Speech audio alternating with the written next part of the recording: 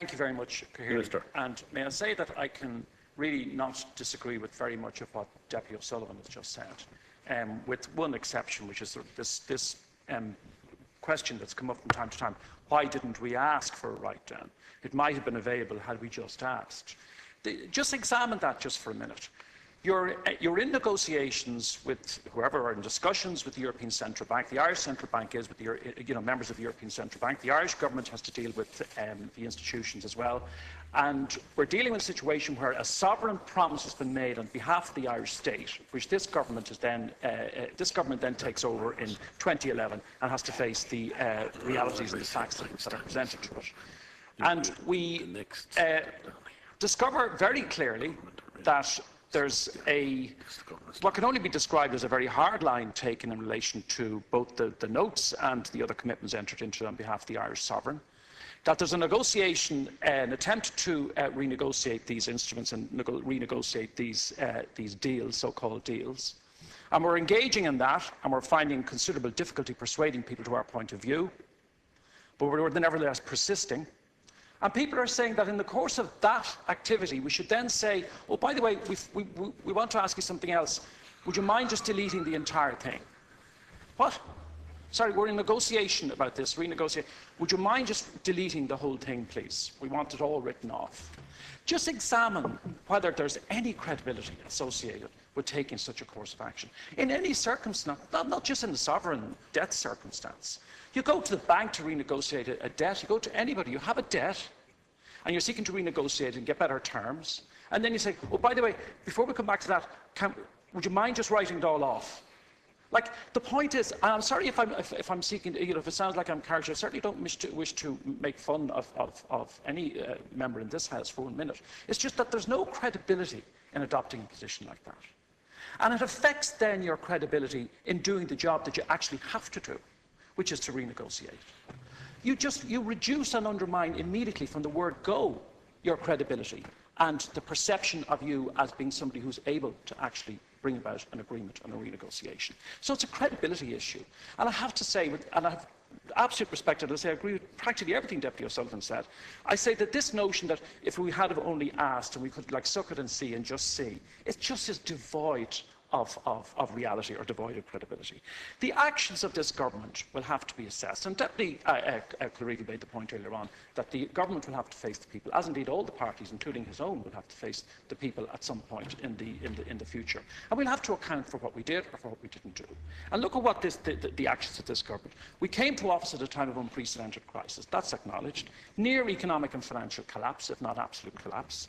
The private debts, as Deputy O'Sullivan says, absolutely correctly. The private debts of the failed banks and financial institutions have been lumbered onto the backs of the Irish people and have been transformed almost overnight into sovereign debt. One of the instruments, as we know, used to achieve this purpose was the promissory note or notes, which is, and I repeat this, it's a solemn sovereign promise by the Irish state. Now, when you listen to some speakers, in particular Sinn Féin, I must say, in the debate, you would think that all of this happened last week, that this promise was made last week. It did not. It happened in 2010. And it happened arguably as the inevitable consequence, Cahirley, of the profoundly mistaken blanket guarantee extended in 2008. That's how it happened. It didn't happen last week. Now, the new government was faced with this challenge, very onerous challenge in relation to probably the most onerous challenges ever faced by a sovereign Irish government, if indeed we accept that we were still sovereign at all when we came to office. Both of the parties that formed the new government had undertaken to renegotiate the debt. Neither of the parties, and clearly this point has to be made again, and Deputy Martin has a habit of talking about the Labour Party and Fine Gael Party as having somehow promised to default, or to burn the bondholders and to default. This was never a position of either party, as I understand, prior to the election. It certainly wasn't the position of my party. Others can speak for themselves. We always spoke about renegotiation. We never said we would repudiate sovereign commitments made on our behalf, much as we regard them as odious and outrageous in all of the descriptions that have been visited upon this catastrophe that we had to deal with. But we were coming into office as a government, and Sinn Féin know. I mean, They've been sitting in the Stormont government now for a number of years, and they know that when a minister in a government makes a legal agreement on behalf of the government, that he or she binds his successors. A new minister comes in, doesn't get to start all over again. They know that. They know that when a sovereign Irish government makes a commitment on the part of the people of Ireland, the Irish state, that it binds the successors of that government. This is fairly basic, and it is known to Sinn Féin as it is known to the rest of us. That doesn't mean, of course, that we didn't have a responsibility to seek to renegotiate and to achieve a better deal, and that is in fact what we did. And Deputy Daly talks about celebration. I'm not in celebratory mode.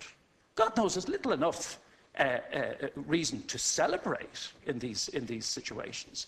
But I think if anybody, if just to be reasonable, and just to acknowledge that this arrangement last week is a considerable improvement on what was there before. Could people not even just do that?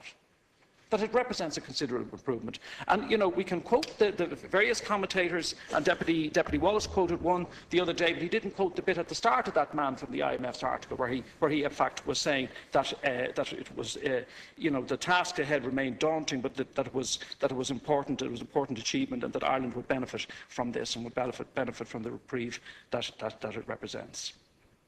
So the question is, when we come to assessing what has been achieved, we have to ask whether this government has achieved a good outcome in the context of the facts and the circumstances with which it was faced.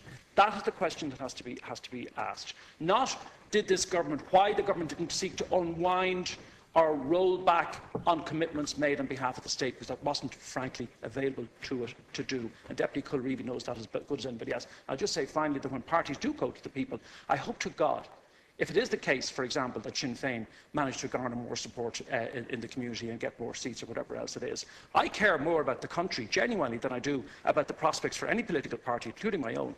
But if his party and Deputy Adams's party come to power in any circumstance, I hope to God that they put together some sort of policies and some sort of credible economic financial policies that can actually sustain this country to the future, because at the moment they're devoid of credibility. Thank you, Minister.